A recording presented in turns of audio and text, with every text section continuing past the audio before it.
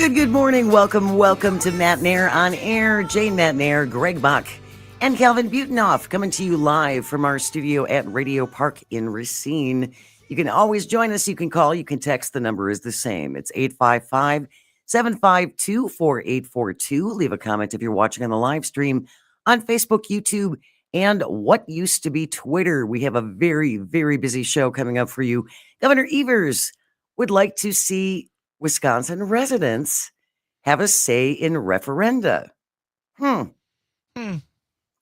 are other states that do that, Greg Bach.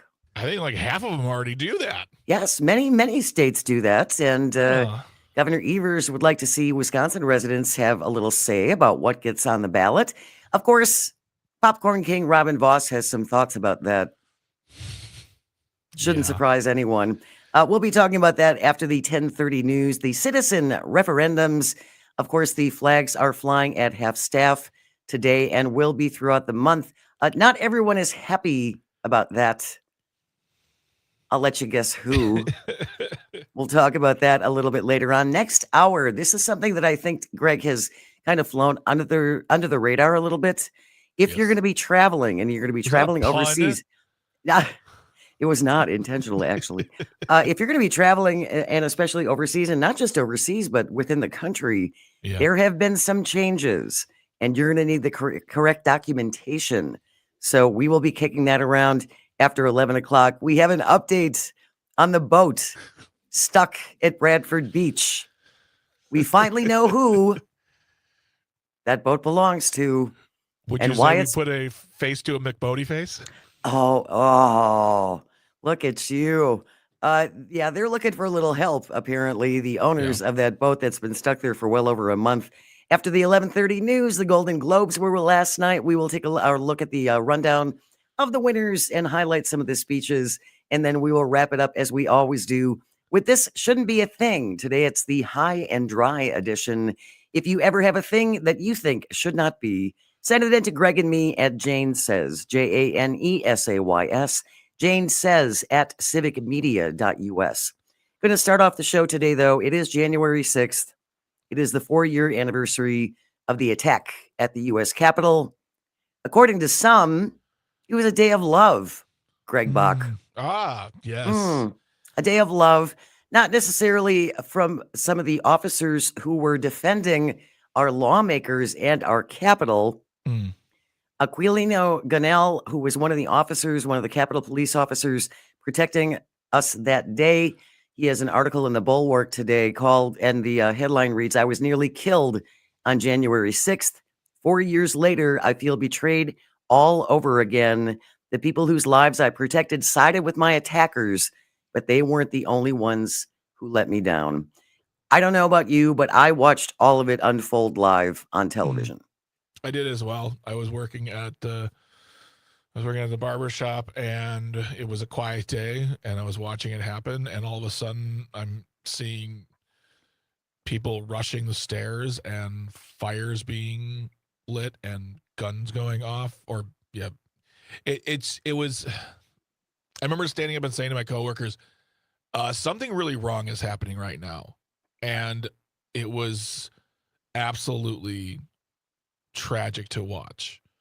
And it's one of those moments. It's a JFK September 11th. Where were you on January 6th? Where were did you watch it happen? Did you hear? How did you hear about it? I will never forget those images. And if you have someone in your family circle who still maintains that it was nothing, it was a blip, I highly encourage you to pull up some of the video from that day and look at what was happening with our Capitol police officers and the other officers who were called in to help. It was horrific. We had rioters attacking police officers with flagpoles. Yeah. If you saw any of the attack they pulled them out into the crowd, beating them on the ground. The officer that Pat Kreitlow had on his show, whose unfortunately name escaped me right now. I know who you're talking about too. He's written a book, and he did a tour about it. And I think about the officer who was being crushed In the door. by the door, and them saying push and push and take his helmet, and it was and the bravery of the other officer who led the traitors. They're traitors. They're insurrectionists. They're not citizens to me. They're traitors away from Republicans and Democrats. Yes. Who we don't know what would have happened had they been discovered. They had a noose on the front lawn. Yeah, they were demanding to execute the sitting vice president at the time. I mean, we could go on and on and on. There is no version of this story that makes them look like fun-loving, patriotic tourists who were just taking in the sights that day. This was a mob of violent, armed traitors who walked into the building because they were upset that they didn't get their way. Well, and it was encouraged by the former president. Yes. We had 2 months leading up to this of it was stolen. There was no evidence that it had been stolen. There were 60 court cases that they lost. Mm-hmm. And yet, and I will say this, Greg, I do think that there were some people who did not go into the Capitol, who did not attack our police officers. There were certainly some people there who were not violent, but the core of them, we're talking about 1,800 people. I that's where I'll disagree with you. I don't care what their intentions were. They attended. They were there. They walked in. When you are standing around people screaming and yelling, doing that, trying to cause violence, and you are in it, you are as culpable as the rest of them. You can't. I do not believe you say, well, I didn't know. Well, if you didn't know, then you shouldn't have gone in. I mean, we have a sitting congressman from this state who was there. He didn't go to the Capitol. That is very proven. Oh, you're talking about Derek? Derek Van Orden. Yeah, DVO. Derek Van Orden. DVO was there, and I find him to be just as culpable and as much of a traitor as the rest of them. So I do not accept what their intentions were. They were there, and this really, really angers me because, and we talked about this today on Pat's show when you were on. By the way, Jane's always on Pat's show at the end on Mondays. Tune in. This is coming from these people who are revisioning the history here. These are coming from the people who support the blue, back the blue. They're all for the cops. Absolutely, without doubt. Yes. Pro-cop. Yes. But when it comes to these individuals who are nearly killed and to the officers who died as a result of this traitorous event, I don't know, man. I don't know. Oh, all of a sudden, the blue isn't worth your support? It's these people in camo who are playing Weekend Warrior with their guns and their flagpoles. They're the ones who are... They're the patriots. They're the patriots and not the ones who are laying down their lives and putting themselves in harm's way to save people. That's good. All right, cool. Just so we have that down as an argument. Great. John Kay on the live stream says, I was watching from home while I worked, and I felt the same as I felt on 9/11. Yeah. I hear you, John. It was surreal. And I kept saying to myself, where is all the help? Where is the help? And of course, the backers of Donald Trump will say, well, that was Nancy Pelosi's responsibility. No, it wasn't. No, it actually was not. And that's been proven time and time again. There's one man who should have done something and he didn't. He sat in his office, watched it on television for hours, and was enjoying it because he felt like he was getting his way. And he felt like he didn't. And it was like 3 hours later, he goes to the Rose Garden and makes some cockamamie speech. We love you. Go home. Traitor. Just absolute. God, I want to swear so bad right now, Jane, but I'm not going to. Don't do it. But I'm not going to. But it's infuriating. And it also, like, the world watched this. And it's different than 9/11 because when 9/11 happened, this was an attack. This was a terrorist attack from outside. Nothing, from outside. The call came from inside the house, and the whole world got to watch this happen.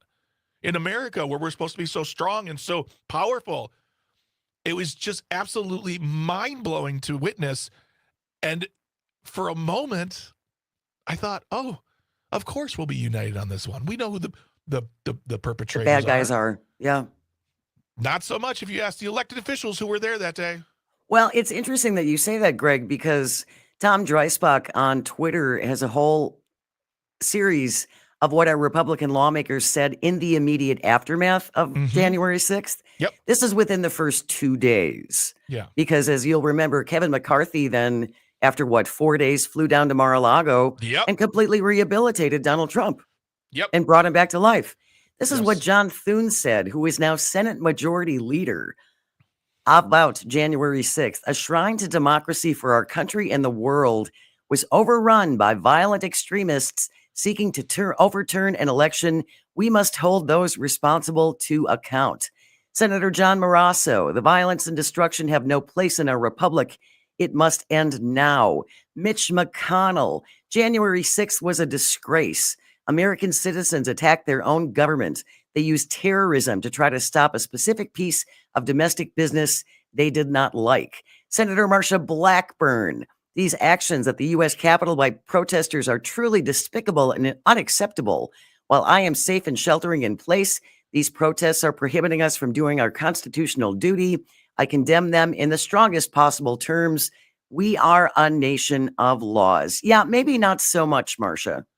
Yeah, I'm watching. Like, we have news running in the studio at all times at Radio Park, and I'm watching footage right now of people using nightsticks and shields from the cops to break the windows of the Capitol.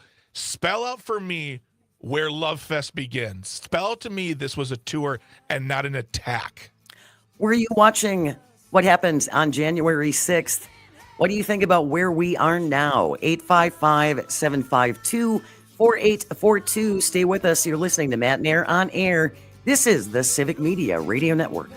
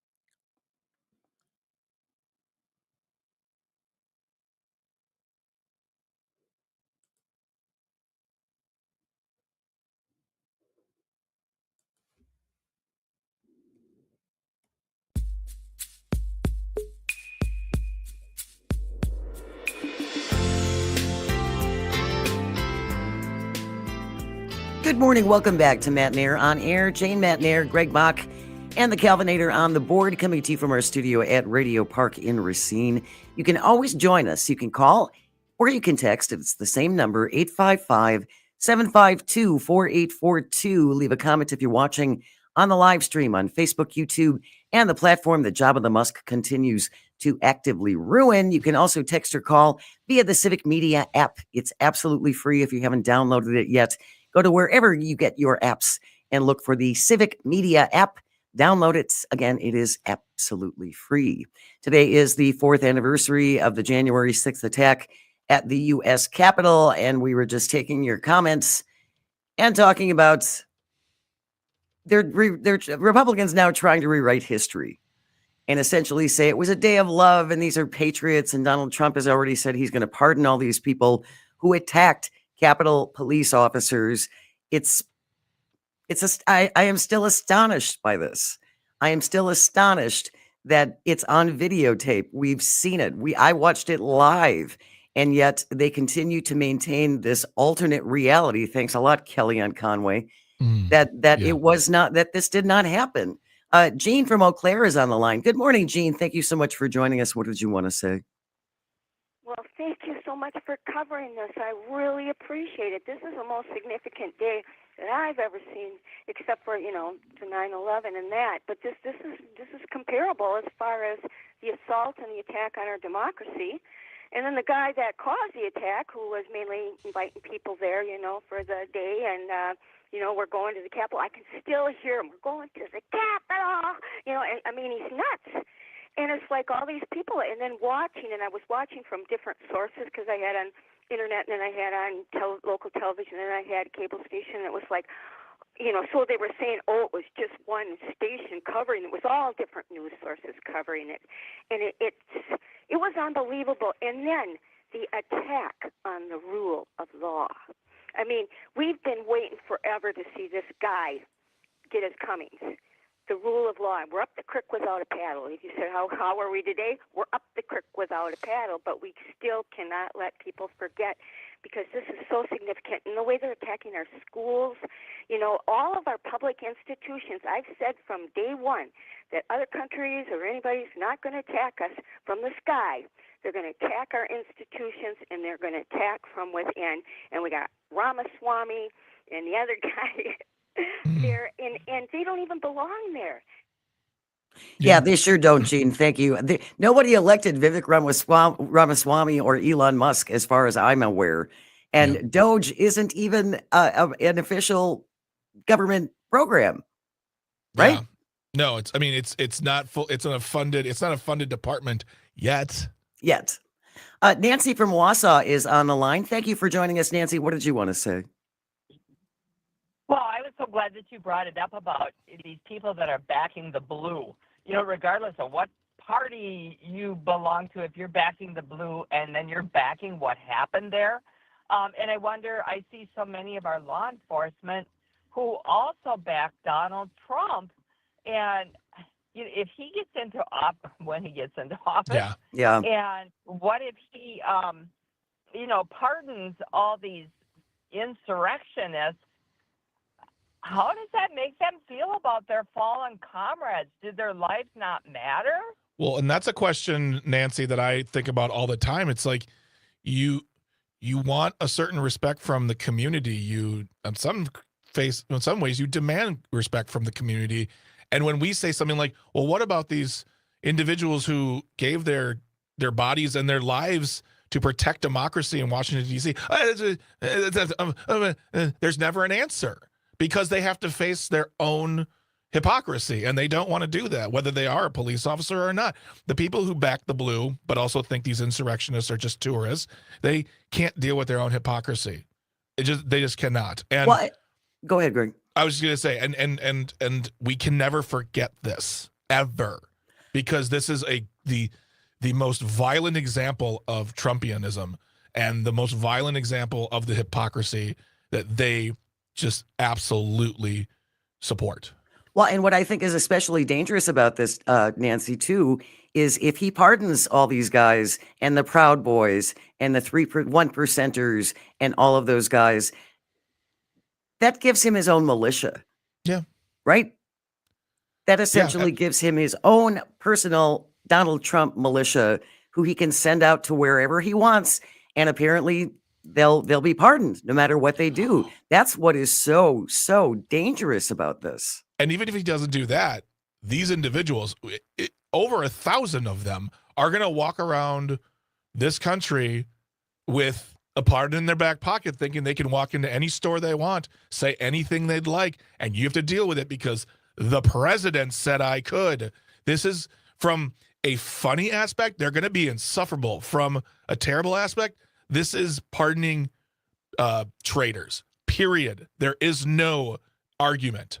Really appreciate you calling, Nancy. Thank you so much for listening as well. We've got time for one more before we go to the break. Jake from Milwaukee, thank you for your patience. Thank you for joining us. What did you want to say?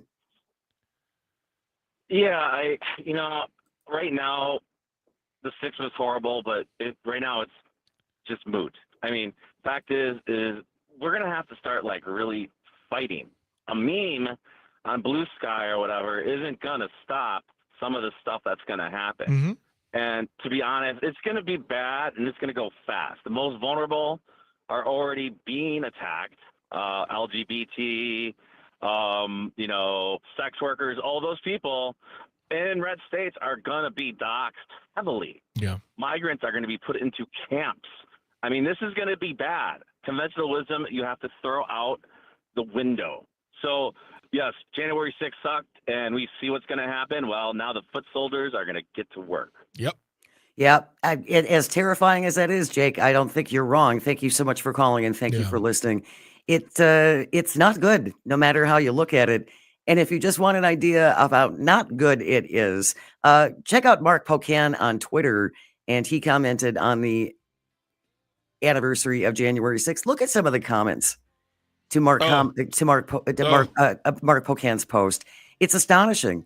They still believe Nancy Pelosi was behind it. The FBI was behind it. There were Antifa plants and all of that stuff. Someone also said, though, texting in, you can't argue with those people. No, you cannot argue with those people. No. We have news coming up next. Stay with us. You are listening to Matenaer On Air, coming to you across the vast, statewide, countrywide. Yes, we're global on the app. Civic Media Radio Network.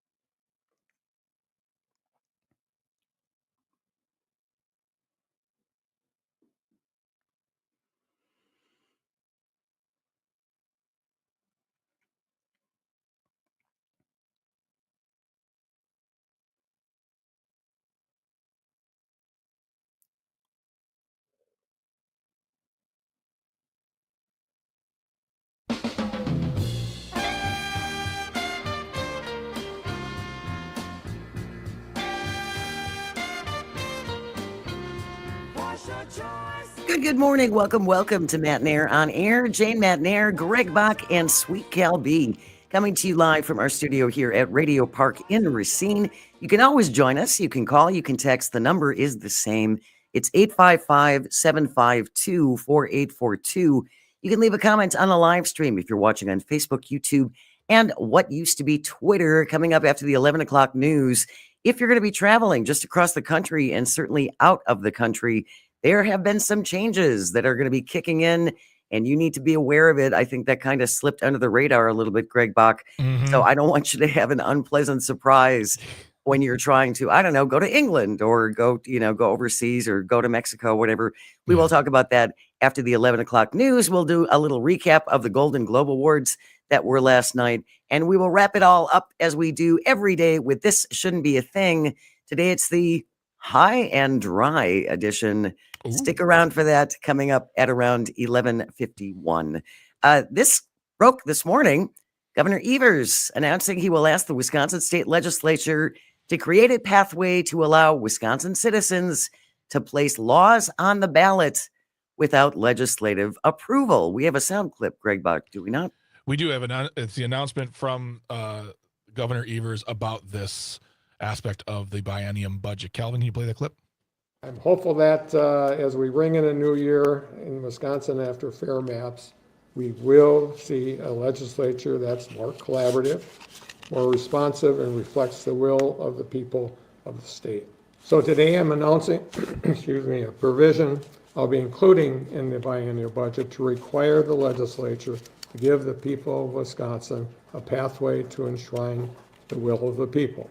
It's no secret that since I took office, Republican legislators have repeatedly ignored the will of the people of Wisconsin, a majority of whom support proposals like restoring Roe, legalizing and taxing marijuana, among many other issues. Republican lawmakers shouldn't be able to ignore the will of the people and then prevent the people from having a voice when their legislators fail to listen. Yeah. Thank you, Tony. Yes. How simple. How simple, Jane. Yeah, it shouldn't be that hard. Unlike more than 20 other states, more than 20, including Michigan, Illinois, and Ohio, Wisconsinites do not have the power to propose new laws or constitutional amendments through a binding ballot initiative process, which would otherwise enable the people of Wisconsin to enact policy changes through a simple statewide majority vote. Shouldn't we be able to have this? Yeah, we should. I mean, it's our Constitution. I look at it this way. I mean, if we can put constitutional amendments on the ballot all the time, and why can't we put our own and like have our own voice? And the last time we had one of these non-binding was on marijuana, and it was, I think, 5 counties or 5. Like, it wasn't even the entire state. They were doing some weird like test, and of course it was overwhelmingly yes, because the majority of Americans, not just Wisconsinites, want legalization of marijuana. So I think in a representative democracy, we gotta have representatives, but people's voice, as it's been said before, is the voice of God. So boom. Yeah. Well, guess who has an alternate version of this? I'm going to take a guess. Okay. Mhm. I'm not going Does to tell he- you. Does he wear a crown? He does wear a crown. Does he enjoy movie time snacks? He likes popcorn. Does he own a lot of property throughout Wisconsin to make legislation that benefits him and others like him? And also, is it a gigantic hypocrite too? I would say yes. I'm going to go with Robin Voss. You got it. Speaker of the Assembly, Robin Voss, in December, he said he would not support a measure to allow public referendums because voters already get a say when they elect the people who vote on those in the Assembly and the Senate. Quote, I really believe in representative democracy, says Robin Voss. The idea, like in California, where you have dozens of ballot questions and it's literally paid signature gatherers and out-of-state interest trying to influence the process, probably not. I think our system works pretty well, unquote. Can you read that first part, like the first sentence? I really believe in representative democracy. It's basically saying, I'm your parent. You do what I tell you. Because if it was a representative democracy, marijuana would be legal in this state. So would red flag laws. If it was a representative democracy, we'd have a codified abortion law here in the state. Yes. If it was a real, true representative democracy, we'd have a lot of things happening right now that Robin Voss would hate. But he doesn't like a representative democracy. He likes his version of, quote, democracy. And I am not shocked. I am very, very, very, very spicy today, Jane. Oh, good. I am tired of Robin Voss. I am tired. His own people of his own party didn't want him anymore. I am tired of this man just sitting here. He is our little Mitch McConnell. You could show him 2 + 2 = 4. He goes, that's not true at all. You don't understand something about math. Math is important. It's actually 6. It's 6. And to not support the fact, not to support the will of the people, to me just shows how much you don't care about democracy. You care about your own power, period. Without a doubt. Without a doubt. You said that's really well said, Greg. And I've said this from the beginning about the budget. Robin thinks it's his money. Yeah. It's his money, and he knows how best to spend that money. And the will of the people has nothing to do with it because Robin knows best. I didn't pull the sound clip up, so I'll just give a very brief overview. The fact that we've talked about this a lot is that many, many municipalities last election did referendums on school budgets to increase their school budgets through tax increase of the property. And the person interviewing him on Upfront said, doesn't this show that municipalities are willing to increase their own property taxes? Doesn't that show that we should probably be putting more money into education? His immediate response, no, that's not what it shows at all. No. I mean, he gets it. Robin's very smart. That's the thing. Smart. Robin's incredibly smart man. Absolutely. He's strategically amazing, but he also can just throw up this wall of like, I say whatever I want and I do whatever I want and I'm Robin Voss and there's no repercussions because he's been in office for over 20 years now. Life is good. Yeah, life is good when you're the popcorn king. God, when you are when you own a popcorn company, when you own property, when you are the assembly speaker, life is amazing. Now let's talk about the lives of people in Wisconsin who could use help. Yeah. Like clean drinking water or hospital access or Wisconsinites who need help other than, I don't know, Diane Hendricks. One of the richest women in the country. She's got billions of dollars to protect, Jane, okay? Just because workers want their fair wages, they want their rights, they want to speak up and be represented correctly. You don't understand that their backs need to be crushed and broken because that's what she wants. And that's what the Republican Party wants too. And there's video to show it. There's video proving this fact. Oh, yes, absolutely. In addition to statewide referendums, Governor Evers also plans to include funding for childcare, which we must have, affordable housing, schools, mental and behavioral health, and retaining the state's workforce. And I don't want to hear any more after the next mass shooting that we have that we can't talk about guns because it's too soon, but Mm. we need to talk about funding mental health. And that when it comes to actually shelling out the money to fund these programs, the Republicans stop it time and time and time again. Yeah. It's And they always beyond have irritating. and they always have an excuse. And there's always an excuse. It's Don't too soon, politicize. Greg. It's too soon. It's too This soon. isn't the right time. This isn't the right time. There's always a reason. But meanwhile, they're perfectly fine with letting people of all ages being murdered in this country. In We're this talking- state. Sorry, Greg. No, I'm spicy and I'm mad. Spicy and today. I am very spicy. It's infuriating to me that we live in a country where TikTok will possibly be banned sooner than guns. Or I don't want to ban guns. Just some work on guns. Period. Oh, he's not going to ban TikTok.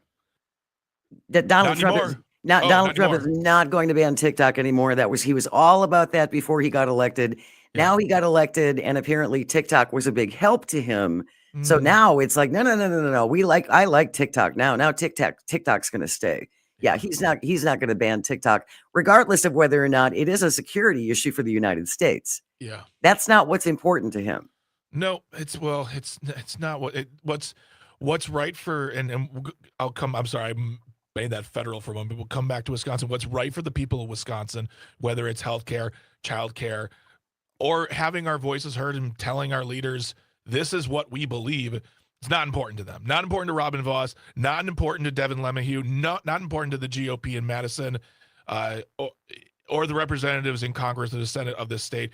They do not care. They say they do, but they do not. They care about the checks coming in from your Diane Hendrickses, from your Uline. Oh, that Uline money. That's Oh, good it's money. a lot of money. That's good money if you can get it, Jane. You betcha. 855-752-4842. 855-75-CIVIC. Should Wisconsinites have the ability to get referendums on the ballot? More than 20 other states already do. And don't forget, too, that in some of those states, and I'm thinking about Kansas, and what was another one that recently passed that kind of codified abortion rights? Wasn't it Virginia? My apologies. You talk. I'll look it up. But the Republican lawmakers still found a way to go around that. Yeah. It's like the voters wanted this on the ballot. The voters voted for this on the ballot. And then when the GOP lawmakers saw it being successful, it's like, well, no, we don't want that. So we need to find another way to go around that yet again. What's good for thee, but not for me. Yeah. Always find a way, a workaround on the rules. I want to hear from somebody who says they don't want them, honestly. Tell me why you don't want a binding referendum ballot measures on our during our elections. And you can't say because we have a representative democracy, because you're the same people who say freedom isn't free. Governor Evers, remember, called a special session in 2022 to get lawmakers to take up a constitutional amendment that would allow statewide referendums. But surprise, surprise, Republicans rejected it, calling it a desperate political stunt, and then gavelled in and out in a matter of seconds, which is what they're really, really good at. Oh, yeah. Well, it helps them get to their 10-month vacations faster. And they're back today. They're Oh, swearing in the new members today. So for how many 2 hours months, are they working a day? hey, if you want to find anybody, at least for the next 2 months, we know where they're going to be. Yeah, weird. It's very weird. It's it was all locked doors and dark hallways for the past 10 months. Now they're there. Now and they're there. They're ready to work. Cindy from Appleton is on the line right before we go to break. Good morning, Cindy. Thank you for joining us. What did you want to say? Hello, I love Governor Evers' idea.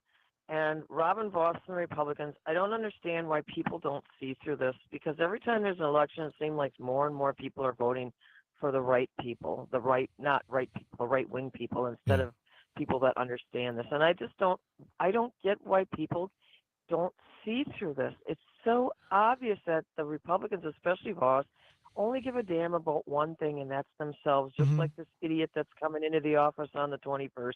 All they care about is themselves. Why do people continue to support this more and more? I don't get it. But Cindy, I honestly believe that it's access to accurate information. And I think a lot of people I think there are a certain amount of people who pride themselves on their ignorance and pride themselves on not being well informed because they don't think they have to.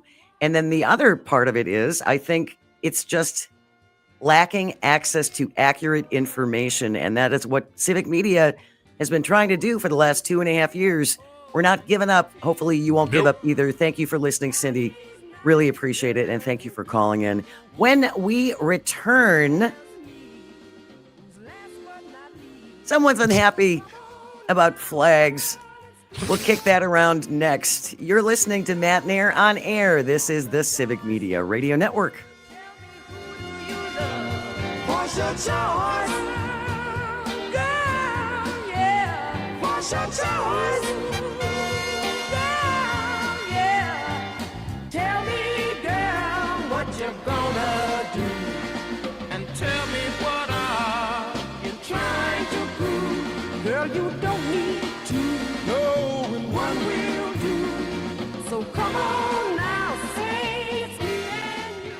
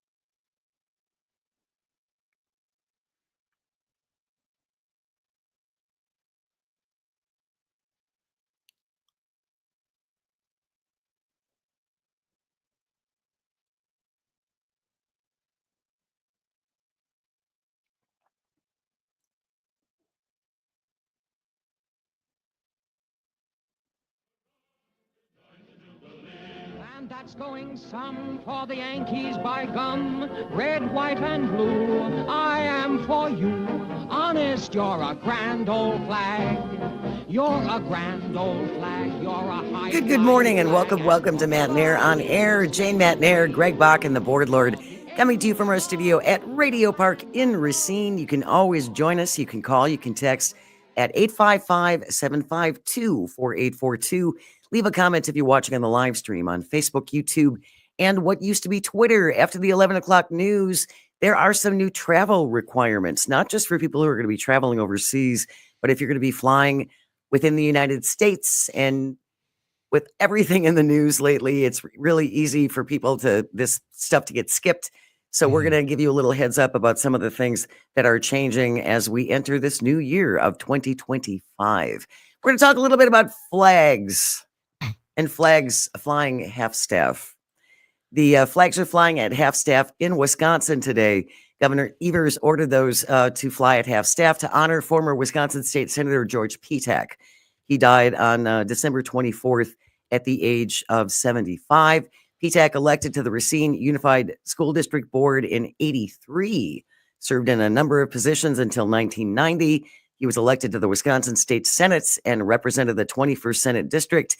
He won re-election to the Senate in 1994 and then served there until 1996. He, of course, famously cast the deciding vote to provide funding to build Miller Park, which was very controversial at the time. And essentially that ended his political career. Yeah. Yep. He was But gone. the flags are flying at half-staff in Wisconsin today to honor George Petak. Other flags are flying at half-staff around the country to honor former President Jimmy Carter.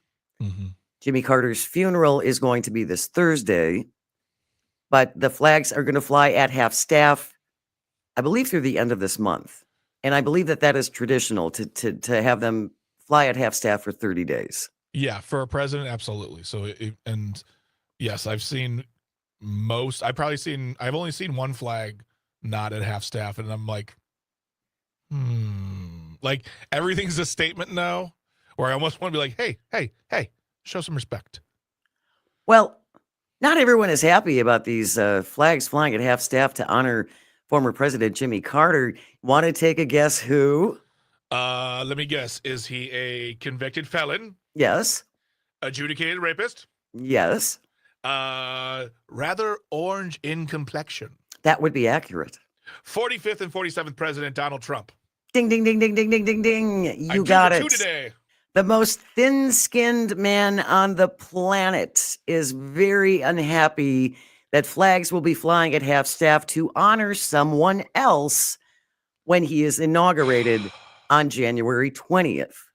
On that platform, Truth, whatever, the incoming president said, quote, "The Democrats are all giddy about our magnificent American flag potentially being at half-mast during my inauguration. They think it's so great and are so happy about it because in actuality, they don't love our country. They only think about themselves." That's repeat, folks. Donald Trump just said that we as Americans only think about ourselves. Continuing in his post, whining about flags being at half-staff to order former President Jimmy Carter. In any event, because of the death of President Carter, the flag may, for the first time ever during an inauguration of a future president, be at half-mast. No, it's actually half-staff. Half-mast would be if you were on a ship. Nobody wants to see this, and no American can be happy about it. Let's see how it plays out. Make America great again. I think Greg on the live stream said it perfectly. Tough doo-doo, Donnie. There it is. Brief, concise, and to the point. I kind of like that. And FCC compliant. Thank Nice. you, Greg. Thank you, Greg. Nicely done. Appreciate that. I mean, honestly, this is how he had to do it. This is how he had to whine and complain, because he would have lost a lot. Well, who cares? He doesn't care. I was surprised he didn't actually, I don't know what they call it, truth, when you truth on social, about like terrible things about Jimmy Carter, because, there's no true respect anymore. When somebody dies, you're going to, I mean, when Nelson Mandela died, Fox News called him a domestic terrorist. And so I imagine that Donald Trump was going to say something nasty and horrible about Jimmy Carter, and he didn't. Most likely. But this is how he's getting his vitriol out now. This is how he's getting, this is his tantrum. This is his little thin-skinned, self-involved tantrum. It's completely on brand. It is completely on brand, and I guess I shouldn't be surprised by this. Am I disappointed by this? Yes. Yes. The leader of human with morals. The man has no grace. None. No grace for anyone else. So during a White House press briefing, a reporter asked Jean-Pierre, White House spokesman, quote, "President-elect Trump seemed to take issue with the fact that flags will be flown at half-mast, half-staff at the time of his inauguration, considering the passing of Jimmy Carter. Is that a position the White House would consider reversing or reevaluating?" And she answered, "No." And that was it. Yeah. No. Get over it, dude. I hope they don't. I hope there's no capitulation on this, but I think there will be. I really do. I really hope there isn't either. This is just, we're talking about respect here, and we're talking about something that, like, I mean, dude, just write a nice part of your, put a nice part in your speech about him really quick. Honor him. Move on. It's your day anyways. That's never going to happen. Nope. News is coming up next. Stay with us. You are listening to Matenaer On Air, This is the Civic Media Radio Network. We'll be right back.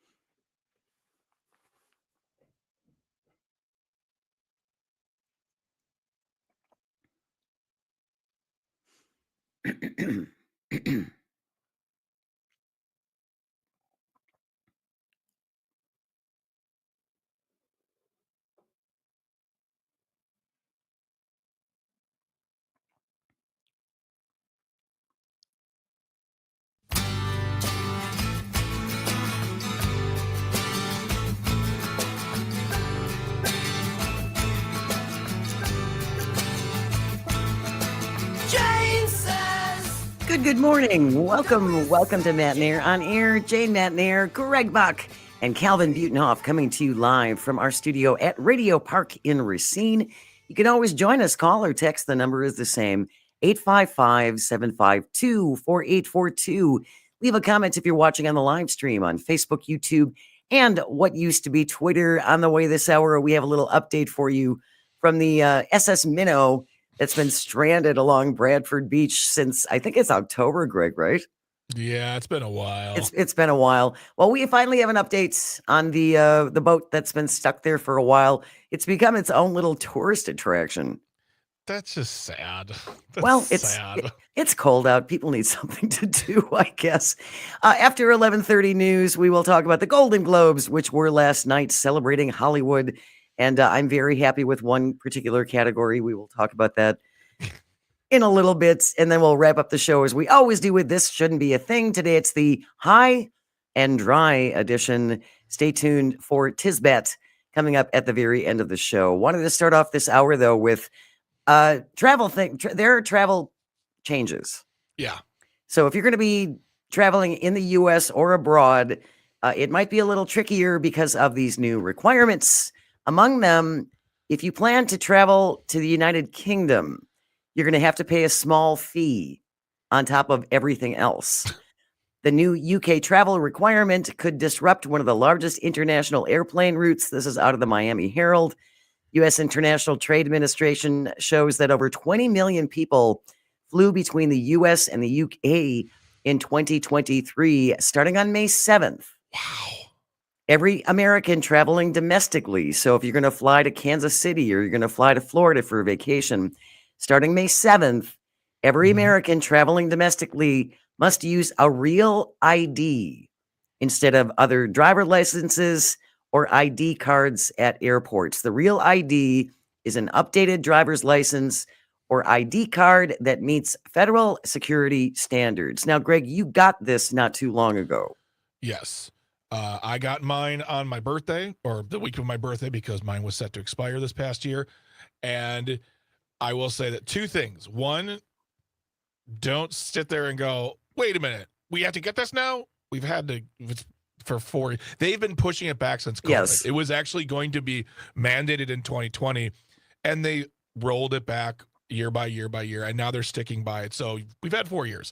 But also, it is a specialized federal ID that's used for traveling. It's not a passport. You can, as far as I know, you can still use a passport if you don't have an ID, like instead of the real ID. But like my driver's license has the little star in the upper right-hand corner that denotes being a real ID. And in order to get that, it takes a little bit more than just going to the DMV or even renewing your current license. You have to go in, you have to have certain paperwork. They will send you a letter, and you have to have with you. And I brought all of them. I brought my birth certificate. Just to be on the safe side. That's smart.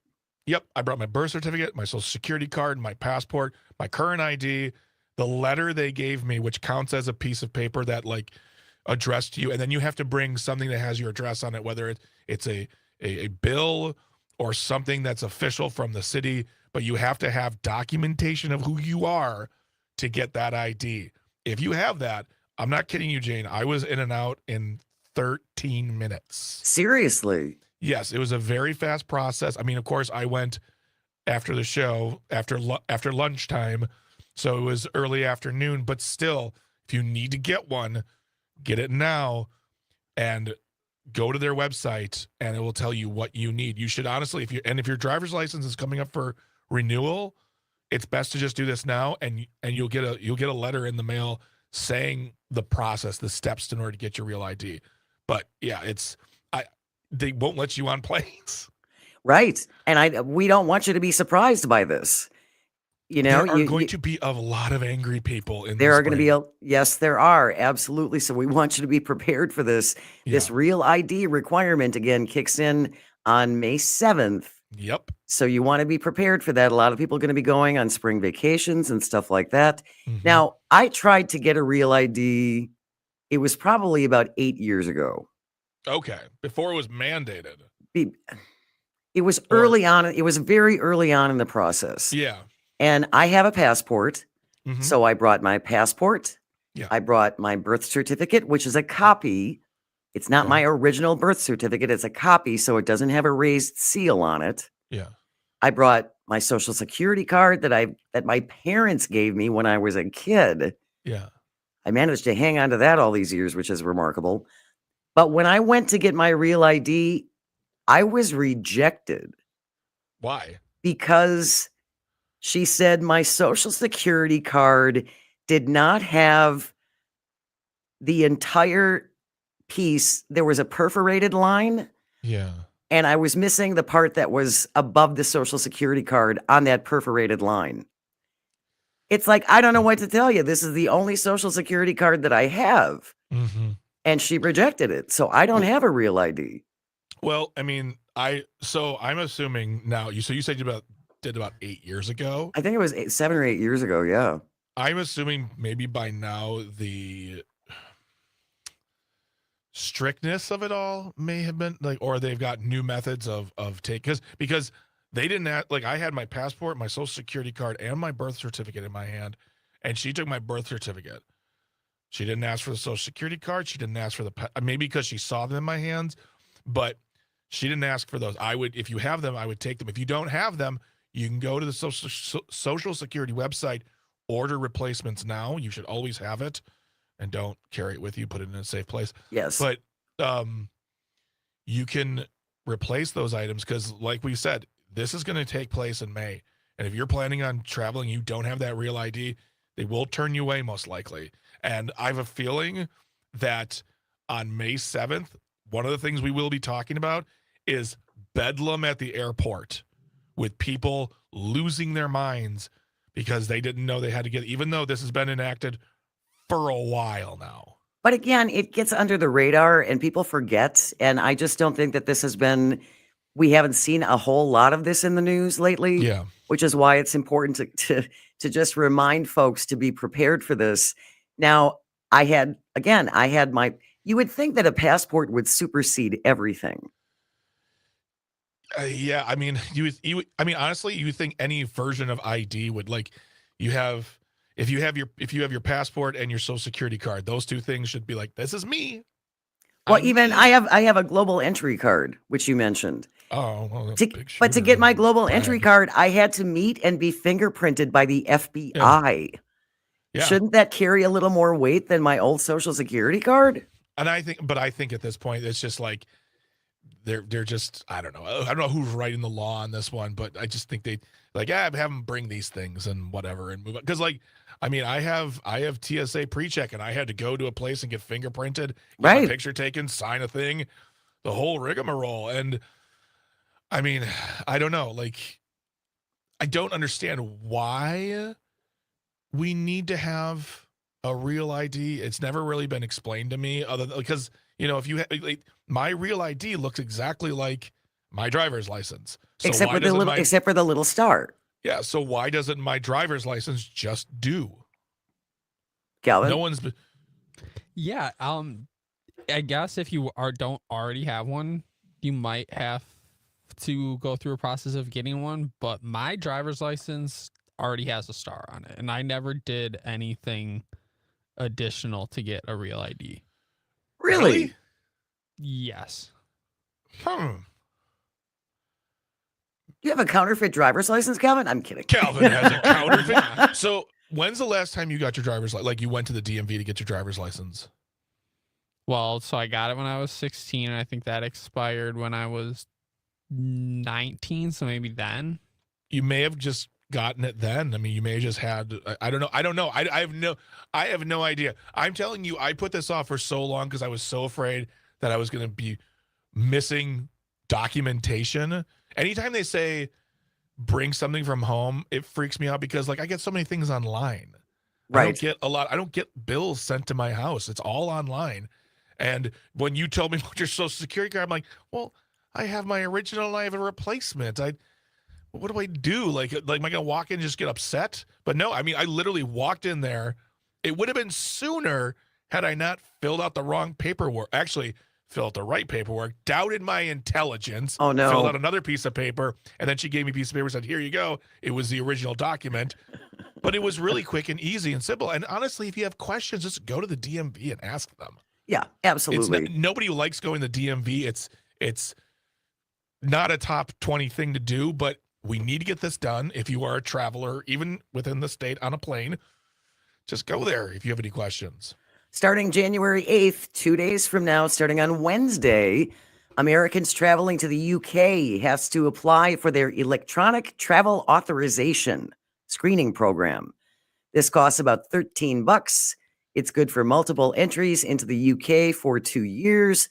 But again, I just don't think a lot of folks are aware of this. No. And you're going to show up for your flight and it's going to be like, yeah, you didn't pay your $13. I mean, I think if you are traveling the world, I have a feeling that the airport is going to probably put it in there. You can just swipe your card and do it that way. Because yeah. otherwise that's really going to screw up a lot of people. I have a feeling, I just have a feeling we're going to see a lot of news stories about angry people at the airport. And it's going to be this thing of like what you said. I mean, like Real ID has not been the main story for the past 4 to 8 years, but it's been there. And if I worked TSA, I'd be like, dude, you've had nearly a decade, man. Seriously, this is not, don't yell at me. Well, and please keep that in mind. Don't yell at those folks. They're just enforcing the law that they did not have anything to do with writing. So please don't take it out on the wrong people. That doesn't help anybody. No. Matt from Middleton texted in and actually had a good point. Maybe it's got a new chip in it or something for security and authenticity. Yeah. That must be it. Yeah. But we'll have stuff in the show notes for you to, get what you need to do and just call or type it into Google. That's where I got all my information from regarding the original thing. And then they'll send you a letter. So yeah, just get it done. Take care of it. One less thing off your plate. Don't have to worry about it. We'll have the link in our show notes to this article about what you're going to need if you're going to be traveling. Stay with us. You're listening to Matenaer On Air. This is the Civic Media Radio Network.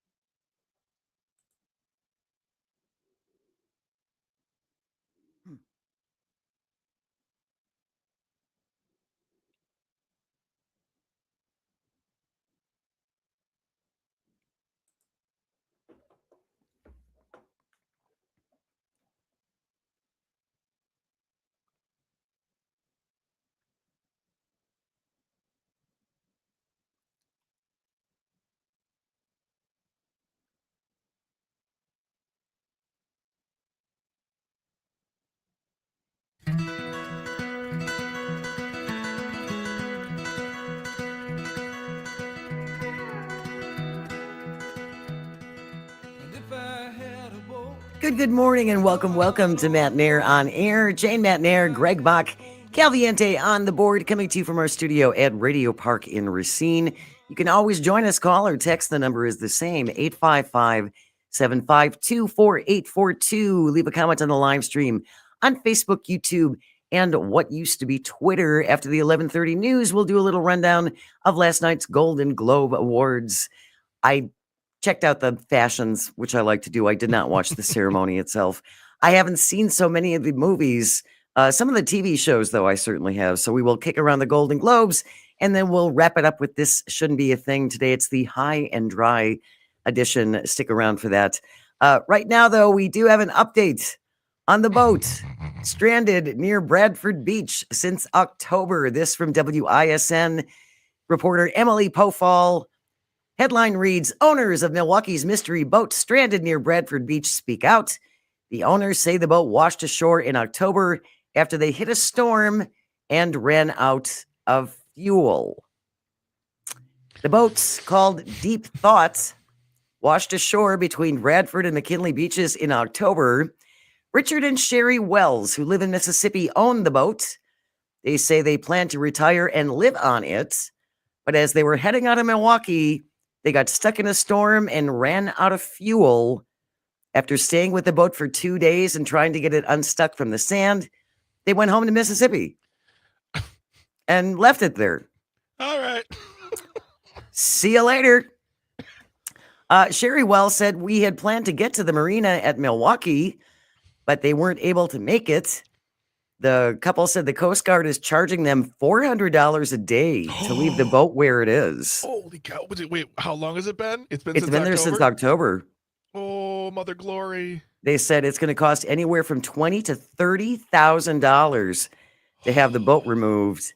Fees. A U.S. Coast Guard spokesperson, though, told Channel 12 they are not charging the couple any fees. This is their statement, quote, the U.S. Coast Guard is not charging any involved party any fees at this time. The statement claiming the Coast Guard is charging the owners around $400 a day for the boat is false. Neither the salvage company nor the Coast Guard have been able to get in contact with the owners for several weeks.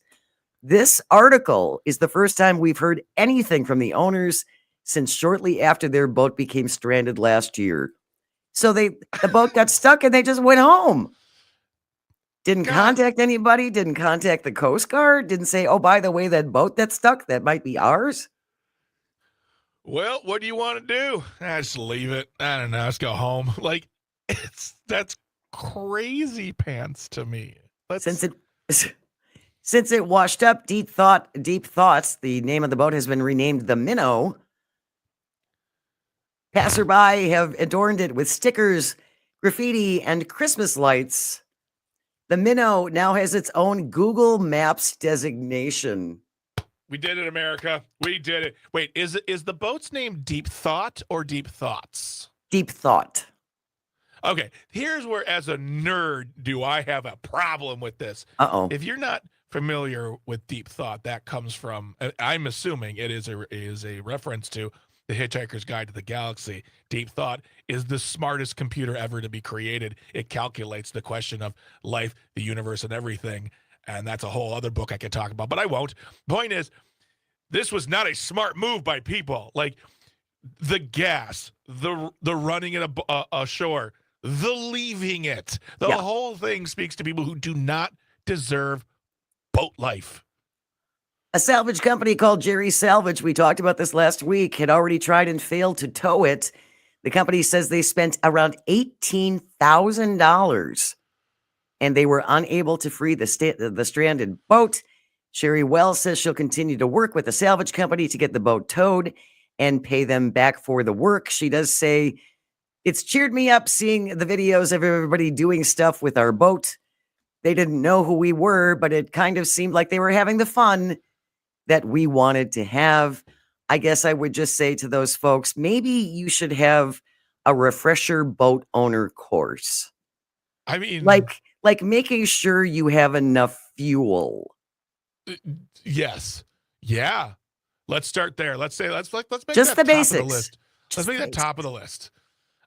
What I don't understand still, and I know you explained this to me, but with the amount of time they've spent on it, how 1 to 2 to 3 devices haven't been brought in to just dig it yank it out. Like at this point, it's no longer, you can't push it. You can't trudge it. It seems like it needs a very big action, but at this point you think it would have happened. Like literally just sitting there. It is sitting there on the beach. Well, and now it's kind of formed its own sandbar. Yes. Which is the problem, which is why they can't get it out of there. It's becoming part of our ecosystem. It's still my boat. I'm claiming it as my boat. It's my boat. No one's touched it. It's my boat now. Jane, hang out on my boat. I do find it kind of remarkable that, again, according to the Coast Guard, they were unable to contact these people. They didn't even know who these people were. These people never contacted them and said, oh, by the way, that boat that's stuck there, that's ours. But I'm confused as there has to be a registration number to a boat, right? This is not a difficult for the Coast Guard. This should be like a 3-click thing, you know, to find out who owns it. Exactly. Like this should not be this shouldn't be we're bereft of ideas here at the U.S. Coast Guard. How are we ever? It's like we don't have certain searchable mechanisms to find the owner of a boat. Well, at least now we know who the owners are. This is gonna be a movie, Jane. Someone's gonna make a really terrible movie out of this, and I'm gonna watch it. I will watch it. Like the rampaging squirrel movie. Yes. It'll be something like that. Yeah. It'll be called Boats Adrift. Boats Ashore. Boatsy McBoatface still stuck. News is coming up next when we return. Golden Globes. We'll run down the list of winners. That's all on the way. Stay with us. You're listening to Matenaer On Air. This is the vast, statewide, countrywide, and yes, global on the app, Civic Media Radio Network. But would not scare my pony on my boat out on the sea. And if I had a boat, I'd go out on the ocean. And if I had a pony, I'd ride him on my boat. And we could all together go out on the ocean, set me up on my pony, on my boat. Set me up on my pony, on my boat.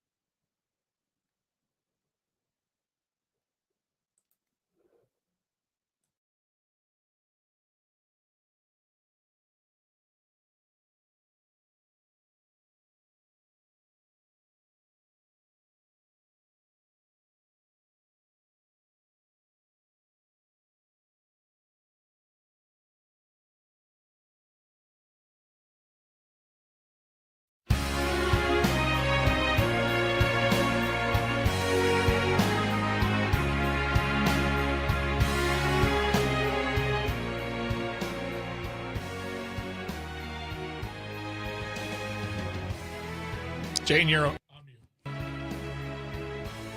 Good morning. There it is. And welcome back to Matenaer On Air. It's nice when the mic's not muted. Jane Matenaer, Greg Bach, and the Board Lord coming to you from our studio at Radio Park in Racine. You can join us. Call or text. The number is the same, 855-752-4842. Leave a comment on the live stream on Facebook, YouTube, and what used to be Twitter. Coming up to wrap up the show. This shouldn't be a thing. Today it's the high and dry edition. If you ever have a thing that you think should not be, and again, we know in 2025, there's going to be a whole bunch of things that shouldn't be. Yes. We'll cover those in other parts of the show. We Yeah. try to keep the very end a little bit lighter. So if you ever have anything you think would fit, send it in to Jane Says, JANESAYS, Jane Says at civicmedia.us. You can use that same email address if you have a guest that you think would be great for the show. If there's a topic going on in your community, no matter where you live across the state, let us know, and we will be happy to look into that. So Jane Says, JANESAYS, Jane Says at civicmedia.us. Golden Globes last night, hosted by comedian Nikki Glazer. Fantastic job. Yeah, from everything I saw, she did an amazing job. Yeah, we have. I clipped up a few examples of her opening. I got a couple of her opening speech and her mid-cap review. Her mid-show review is great. Calvin, can we play the first clip from that? Now, some of you may know me as a stand-up comedian and from my appearances on Roast, but I am not here to roast you tonight. I want you to know that. And how could I, really? You're all so famous, so talented, so powerful. I mean, you could really do anything. I mean, except tell the country who to vote for. But it's okay. You'll get them next time. I love the oh. If there is one. I'm scared. Ariana, hold my finger. That's just an example of where she went last night for her opening speech. It sounds pretty gentle, though. Oh yeah. If you I mean, in don't know comparison, Nikki, in comparison to what Ricky Gervais has done the Golden Globes many, many times. yes, yeah, he's hosted 5 times and he holds nothing back. But the thing is that Nikki Glazer she can be very, very harsh in her roast. She can hit you real hard, and she understood the assignment for what she wanted to do. You know, I mean, Ricky Gervais is like, I don't care. Well, I think Nikki Glazer does care about her career, and Ricky Gervais is going to continue to be rich off The Office forever. Yeah.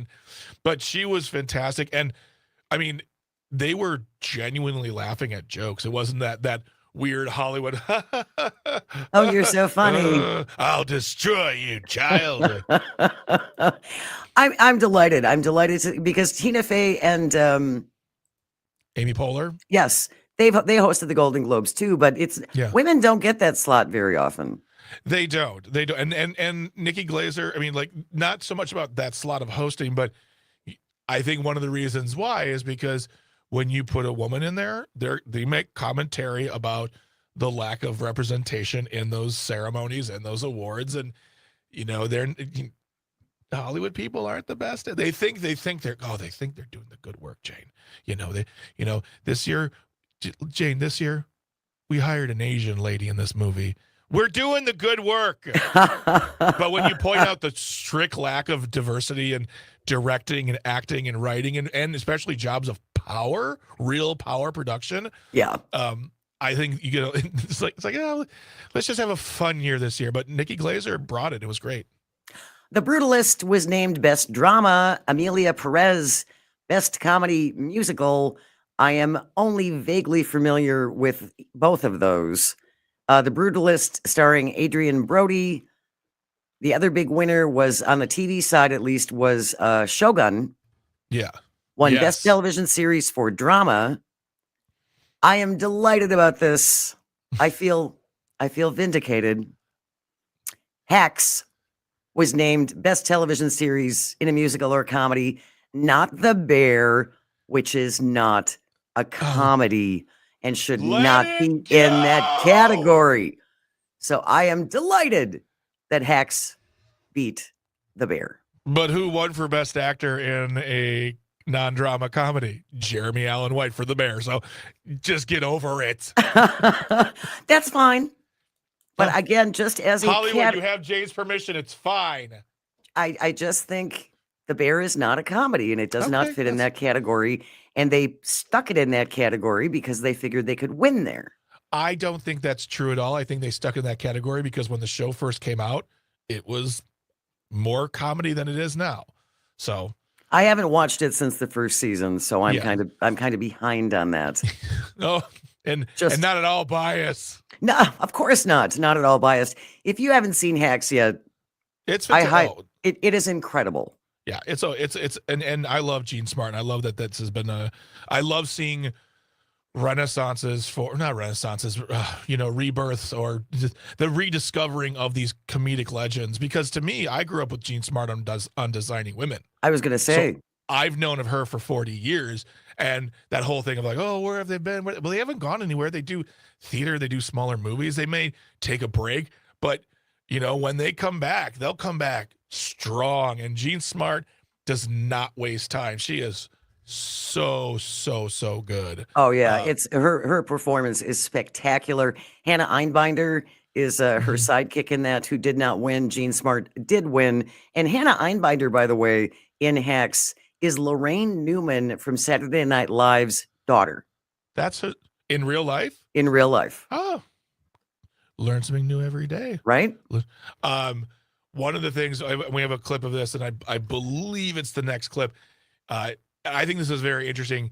Nikki Glaser pointing out the fact that when we were younger, there was a delineation between TV actors and movie stars. Big time. And Calvin, I believe it's the second clip. If you can play that for us. I also see some absolute Hollywood legends. I mean, we have got some huge movie stars here tonight. Kate Winslet is here, Kate Blanchett,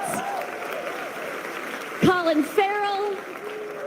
And let's not forget so many huge TV stars as well. Kate Winslet, Kate Blanchett, Colin Farrell. I mean, even Oscar-winning actor Eddie Redmayne did TV this year. He is nominated for Peacock's The Day of the Jackal. Yes? Yes. It's about a top secret elite sniper that no one can find because he's on Peacock. I mean, I'm not going to lie. I watched that entire show. At the end of it, I went, I don't know why I watched this at all. It was kind of boring and whatever. But TV, what are you going to do? She makes a really good point, though, because there was a point in time when movie actors would never, that was a sign of the decline of your career if you had to do Yes. television. if you saw your favorite actors from the films and the TV shows, or even worse, showing up on like a Love American Style or a Love Boat. You're like, oh, you're done. So so Hollywood doesn't want you anymore. Sorry, but yeah, that's not the case anymore. Yeah, it was like the band equivalent of going to state fairs after doing stadiums. Oh dang! Right? Yeah, I don't disagree with that at all. But they're still playing music and making more money than me. So There's that. there were a lot of great. Of course, we got the speeches and one that stuck out to me was the gentleman he's an actor from Japan, Tanabu Asano, who won for Shogun, which won a whole bunch last night. Oh, it's an amazing show. It's so beautifully shot. It's just intense. And he got up there and made a very quick statement because he had to get on a plane. Calvin, you want to play that clip? Wow. So maybe you don't know me. So I'm an actor from Japan. My name is Tadanobu Asano. Wow. Thank you so much. Thank you so much. So I'm during the filming, so I have to come back to Tokyo tonight. Tomorrow morning I go to shooting again. So, but this is very big present for me. Thank you so much. Thank you, Shogun team. Thank you, everybody. I'm very happy. Thank you. Can you imagine that? Like, when you think about these events, you think of like the glitz and the glamour showing up in the limo, and you get to hang out and drink and eat, and then afterwards you're gonna go to a party. Not this guy. He won his award, probably got up and then went into a car and went back to the airport because he had to go back to Japan, if I'm not mistaken, to start filming again. I mean, my goodness. Well, and I think what's so great about speeches like that is that they are obviously not planned. It wasn't, he didn't script it out. He didn't practice it. He didn't. No. It's just a genuine emotion coming from folks who are really overwhelmed. And I think that it just makes you feel good. Yeah, absolutely. And I love when he's like, you don't know me. You may not know me. I'm an actor from Japan. You're like, fair. But guess Fair what? enough. They're gonna know you now because you are Golden Globe award-winning actor Tadanobu Asano. Where can you watch Shogun? You can watch it on Hulu. It's on Hulu. It's an FX for the next FX show on Hulu. You can also actually watch it on Disney Plus because Disney owns everything. So, but yeah, it's a very intense show based off the book. And I don't know anyone who was like, nah, it's fine. Everyone I know watched it, loved it very much so. And I just want to play one more clip. And this was, so halfway through the show, Nikki Glazer does a mid-show recap, and she does something very funny. If you can play that one. So much has already happened in the first half, and the acceptance speeches have been on fire. Who got shouted out the most? Let's look at the numbers. All right, cast and crew are leading the way with 11 mentions.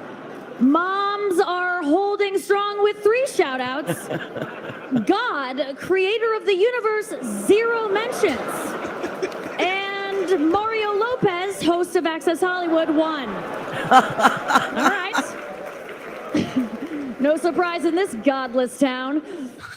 I just love that stuff. I mean, especially for the actors. I mean, yes, they're beautiful, they're rich, but even still, like, do you want to be somewhere for 5 to 8 hours of your day in a dress or tuxedo with cameras pointing at you? So, I mean, the fact that they can make them laugh, it was very fun to watch those clips. Well, I always thought of the Golden Globes as a drinkier Oscars. Yeah, exactly. Right? The boozier Oscars. It's the boozier Oscars. Yeah. It's a lot looser and just not quite so formal. So going down the recap of winners in the Golden Globes last night for Best Motion Picture, Musical, or Comedy, Amelia Perez was the winner, rather. Best Motion Picture was The Brutalist. Best Performance by a Male in a Drama, Adrian Brody from The Brutalist. Best Female Motion Picture in a Drama, Fernanda Torres from I'm Still Here. Best TV Series, as we just heard, Shogun was the winner. Best Performance by a Female in a TV Series, Anna Sawi, also from Shogun. Best Television Series, Musical or Comedy, it was Hacks, as it should be. All right, and all right. Cinematic and box office achievements, Wicked. Not a surprise. Oh God, I don't know if we won't have time for that. She made a very, very wonderful joke about Wicked at Joker 2's expense. Oh, Because that movie really? sucked and did nothing and will win nothing because no one cares about it. That was the one with Lady Gaga, right? Correct, Lady Gaga. Lady Gaga. All right. And one more winner, best performance by a female actor in a motion picture, Demi Moore. The Substance. That was kind of that horror movie, I believe, about plastic surgery.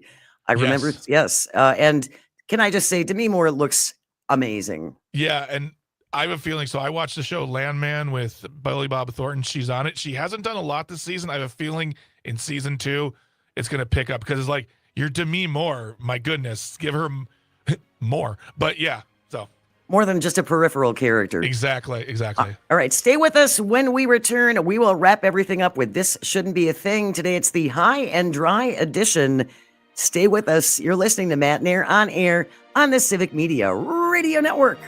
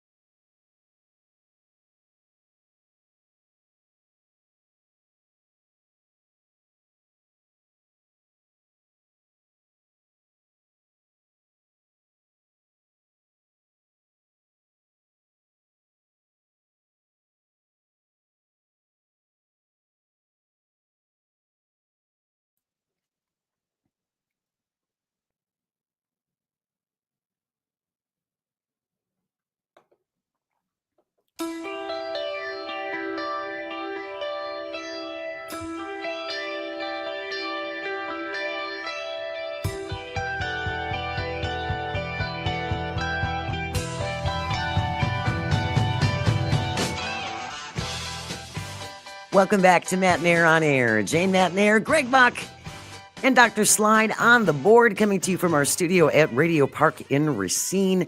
Join us. You can call, you can text. The number is the same. It's 855-752-4842. Leave a comment if you're watching on the live stream on Facebook, YouTube, and the platform that Putz de Leon continues to actively ruin. Coming up in just a little bit, we have the news heading your way, followed by Todd Alba from noon to 2, Maggie Dawn from 2 to 4, Dom Salvia 4 to 6, Pete Schwaba with Nightlight.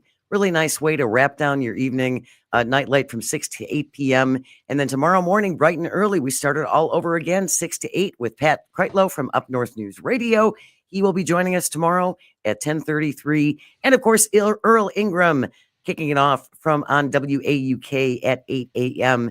right before us here on the Civic Media Radio Network. So stay right here. It is 11:52. That means, Calvin, it is time for...